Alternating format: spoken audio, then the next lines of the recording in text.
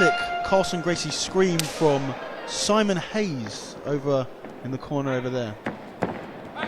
Expect him to be vocal during this fight. Taylor Pearman straight away pulling guard, looking for a loop choke there.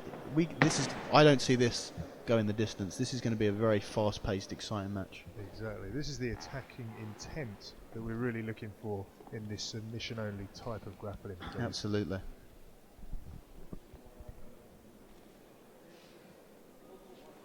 Hang on a minute. Triangle attempt it's a here. Triangle early on. Jake Archer very aware of what's going on, having none of it.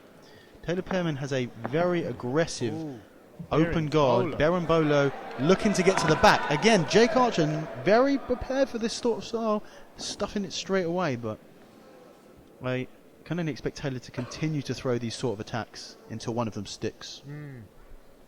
He's definitely been the more aggressive of the two. We are only early in the fight though, we're yet to know. Jake Archer seems to be a back foot so far, but he's looking to pass. With that really flexible open guard game of Taylor, passing's going to be very difficult. They look young as Taylor, I believe to be around about 17 or 18. I'm not sure about Jake, but I couldn't imagine much more than that. Youth very much on their side. The years are in their favour. Let's see if the gods are in their favour tonight.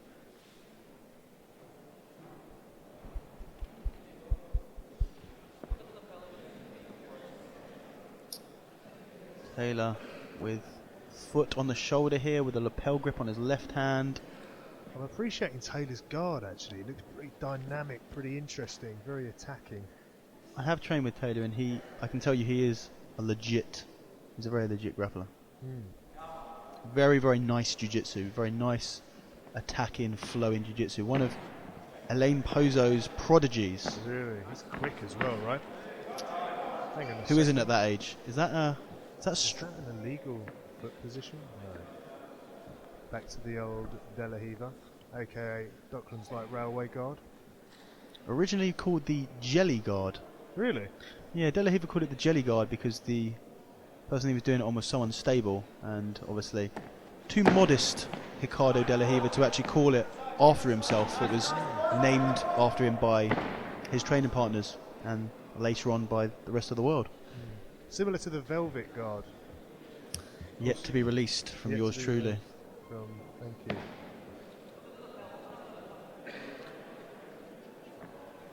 you.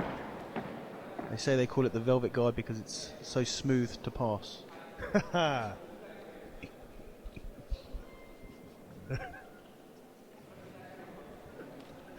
That's not true. Close guard now.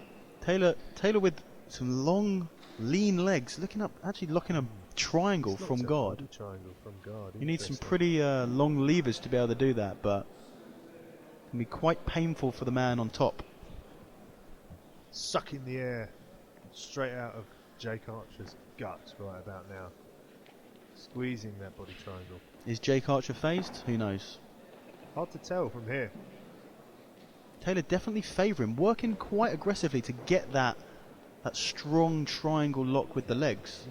Something you don't see a lot in grappling matches, generally because this really secures him in the closed guard, unable to open to attack so much. Well, that's it. It doesn't make for a very attacking guard game, does it? If you look off the body triangle. Which is actually surprising, considering how aggressive Taylor tends to be off of his back. But what is interesting is though, when he does attack that body triangle, he's also attacking the neck with the hands and looking for the lapel wraps. Possibly looking to distract Jake Archer from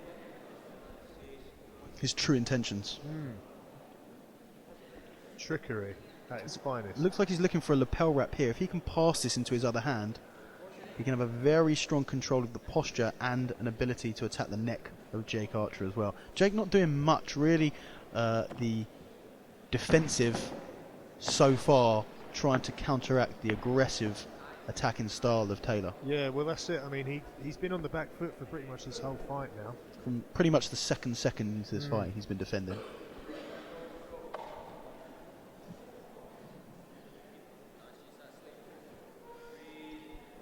Not much is going to happen from this closed guard position.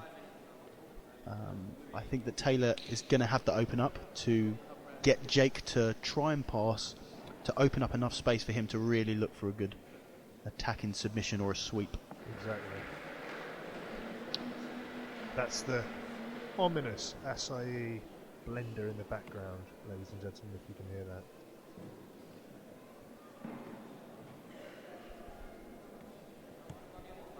So Dan, as we go through a brief lull in action in this fight, why don't you talk to us about your own illustrious career? What have you got planned for 2015 in the black belt division, as you now are? I'm going to be looking to compete in whatever I can. I'm actually quite excited to compete on the next Tuff Invitational, if they'd be so kind to have me. I was meant to fight on this one, but unfortunately, due to an LCL tear, was forced out. So I'd look very much forward to competing on this stage at a later date.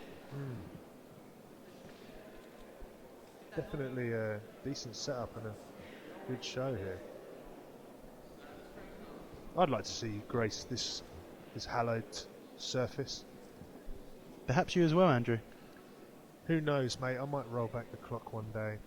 If there's anyone man enough out there to fight me. That is the true question, isn't it?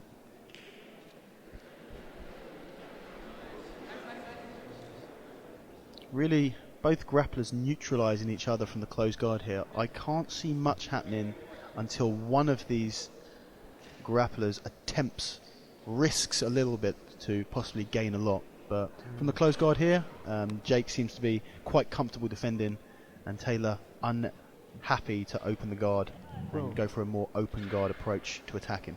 I mean, this is it. If I'm Jake, I've got to be thinking, okay, I've stuffed a few of these submission attempts, but I ain't going to win this unless I'm attempting submissions of my own. And there's no way you can attempt a submission inside someone's closed guard. I don't care how many lame gi chokes you think you know, you ain't going to tap someone who's half decent out from inside their own guard. He needs to get his ass off the mat, onto his feet, look to pass, and then look to attack from a dominant position. Would you agree, Daniel? Actually, no, I wouldn't agree at all. I have seen people finish high-level grapplers from the closed guard on top. Talk to me, give me an example. I believe the English Open, or possibly even was the Kent Open back then, so long ago. I do remember Adam Edwards choking a young Brazilian grappler in the brown belt division, I believe, unconscious with an Ezekiel choke. Yeah. Okay. The grappler underneath on his back in guard, attempting to push Adam away to alleviate the choke, unaware, of course, possibly panicking by the ominous finish that pushing away would actually put on the choke even more, ends up going to sleep. Very embarrassing indeed. Not just being tapped from your guard, but actually being put to sleep from your own guard. Incredibly embarrassing. You wake up and honestly don't know what the hell just happened. No one wants to tap from inside their own guard, right? The guard's open. Jake immediately looking for a double underhook pass, and back to guard, but not full guard yet. A half guard position here. Taylor looking to throw the legs in front and start replaying some of more of his earlier open guard. He's looking for a bit of a hook guard with the way he brings that left leg over the sleeve, but now he's gone back to the berimbola that he had success with earlier. Looking to finish on top. Can Jake stuff it yet again? Hang on a minute. He's on top now. Jake looking to reverse this, possibly go for a berimbola roll of his own and end up on top. This is a very interesting scramble here. Taylor's going to take the back. Taylor's going to take the back here. No, I see Jake's coming round for the back. Oh my word, great action here. From this 50-50 position, it's literally anyone's attack on the back. It's a back and forth, each taking their turn to drive the leg down and attempt to take the back. It looks like Taylor is going to end up the better out of the situation. Taylor's secured the back position. I don't know if he's got both hits in from here. It looks very much like he may well have 2 hits in, but he's attacking the choke viciously, which is what I want to see.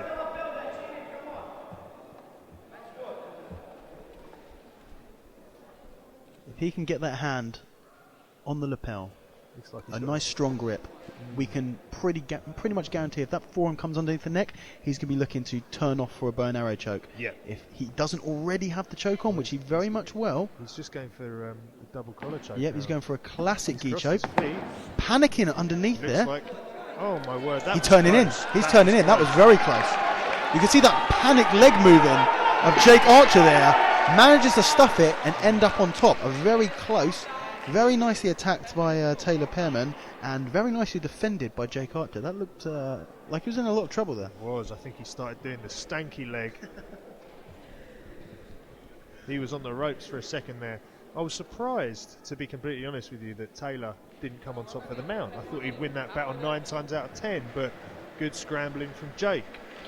A lot of grapplers are more comfortable off their back and guard, find it easier to hold down an attack from there than they actually are from mount, and you're not getting any points for sweeping someone into mount. You're not going to... it means nothing in this competition, in this submission-only format, so possibly going back into his guard, closed guard, he's actually a lot more comfortable there, with less energy, can look for more submissions. The only problem is that we've already seen this. We've seen Taylor sitting on his back, Jake on top, and nothing happening, so personally I agree with you. If I was in Taylor's position, I would look to go to the mount and try and come back round to the back and start attacking the neck again, considering how close that was.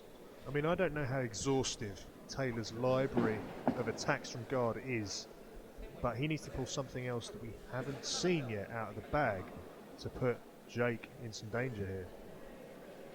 Yeah, I'd really, at this point, after stuffing so many of his advances, I'd like to see Jake start throwing a couple of his own submissions in there. We saw how close he was to the back take, so we know that he can keep up with Taylor. The question is, can he get off the back foot? Can he start putting some foot on the gas and actually put in Taylor on the defensive? That's what I want to see from Jake. That's what I want to see. Oh, hang on a minute, we've got a triangle here. Over the shoulder now, not locked off, but definitely... Oh, it's going over the shoulder. It's I could see this way. changing into an armbar, perhaps, since he's controlling the upper body. You know what? I think he's going to get this the is triangle. into the armbar, just like... This is going to be tight. That's into a triangle now. He's used the armbar. He's used the armbar to set up the triangle. Jake pulls out. Impressive defending by Jake Archer. And he's got him in side control now. This is what we are talking about. This is what we want to see. We want to see Jake Archer putting the pressure on Taylor. That was again a very... Oh, that's a straight ankle lock. That's a straight ankle lock that Taylor's got in him. I don't know if it's possible to finish this kid. These are 2 submissions that we've seen now. Oh, Taylor's cranky. And as I say that, Taylor finishes with the straight ankle lock. Very impressive defensive grappling by Jake Archer, but just in the end, just not enough. Taylor takes the straight foot lock to finish this match after really dominating from the get-go. Absolutely, hooked up that foot lock, leant back, peered over his shoulder, cranked.